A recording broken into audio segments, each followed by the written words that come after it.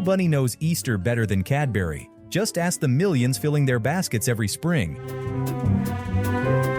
Yet cream eggs aren't just a seasonal hit.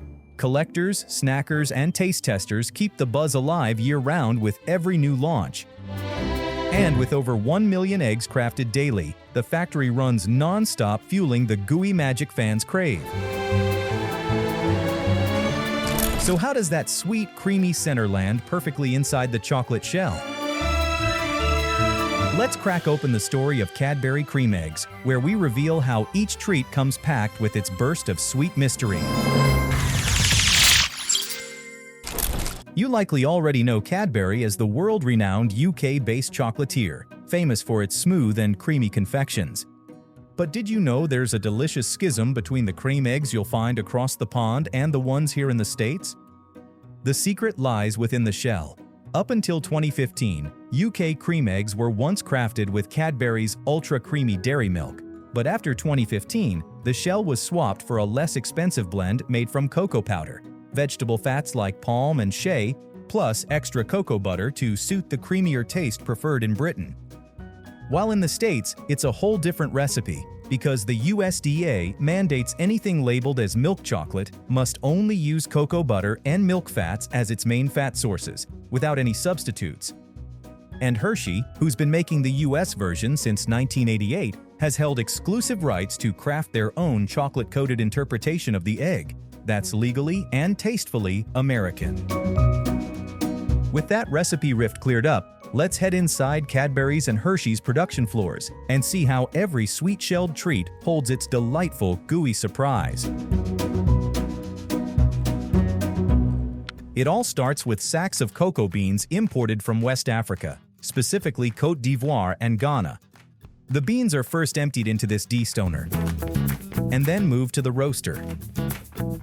Using convection heat, the beans are toasted for about 45 minutes at 300 degrees Fahrenheit, releasing those rich chocolatey notes locked inside. After a cool down on the cooling tray, the beans enter this winnower machine that splits them open and sucks away their husks, isolating the precious cocoa nibs.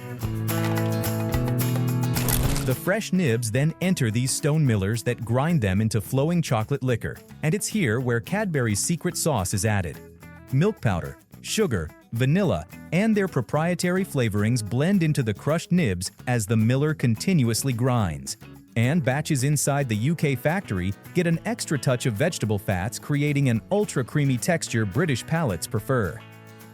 The resulting thick mass is then fed through progressively tighter rolling refiners, breaking it down into a dry, flaky cocoa crumb. The cocoa crumb is conveyed through the factory before falling into these massive conch machines, where heavy mixing dissolves the grainy bits, while additional cocoa butter is added, turning the coarse crumb velvety and glossy. It's kept at a consistent 150 degrees Fahrenheit for 24 hours to optimize the smoothness. After the conch, they make sure no large particles remain, so the liquid chocolate is poured into this sieve machine that shakes and vibrates, filtering any lingering grit, leaving only silky, smooth Cadbury chocolate. While the chocolate is being filtered to perfection, the sweet, creamy fondant is being whipped up elsewhere. So let's head over and take a look. The creamy centers begin with a surprisingly simple recipe that starts inside this large kettle. Water, glucose syrup, and granulated sugar combine, mix, and heat to a precise 240 degrees Fahrenheit for about 20 minutes until it reaches a rolling boil. This molten syrup travels through these cooling pipes, dropping from boiling to a manageable 120 degrees in seconds. The tempered syrup pours into this industrial fondant whipping machine where it's mechanically worked and aerated, forcing the sugars to crystallize and solidify, which transforms the syrup into a fluffy white fondant paste, kind of like meringue but much sweeter. The soft fondant then moves into this nearby beater where a liquid enzyme called invertase gets incorporated. Invertase prevents hardening and keeps the fondant soft and gooey, giving the center its signature melt when you bite through the shell. Meanwhile, in this separate kettle, a portion of the fondant gets a dose of orange food coloring dye, transforming the batch into convincing yolk-colored filling. Both creamy batches stay in motion until they're ready for the depositor. But before that, we need the chocolate shells ready to receive them. After screening in the sieve machine, the liquid chocolate is routed atop this depositor that's positioned just above the molding line. While these polycarbonate trays molded with half-egg shapes glide underneath, the depositor floods each cavity with a measured dose to create the start of every half shell.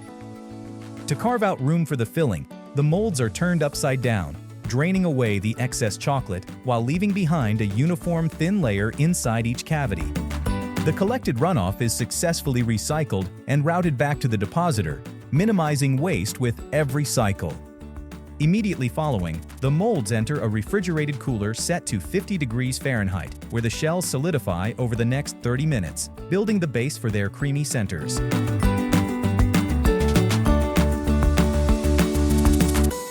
With both fondant batches complete, the white and orange fillings are fed into separate depositors, each assigned a specific role.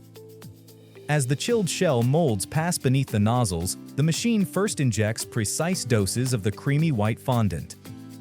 Then a second smaller shot of the orange fondant is positioned directly on top, mimicking the authentic look of a real egg yolk.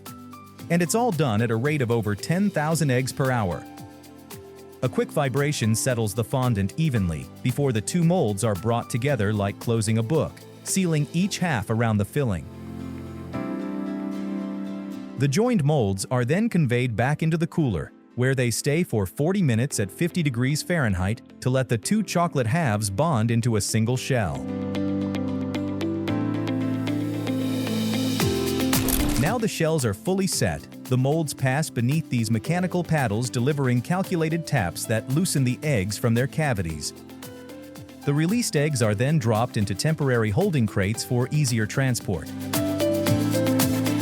These crates travel down the line into this transfer station, where robotic arms equipped with vacuum grippers lifts each egg and lines them up single file headed towards the wrapping station.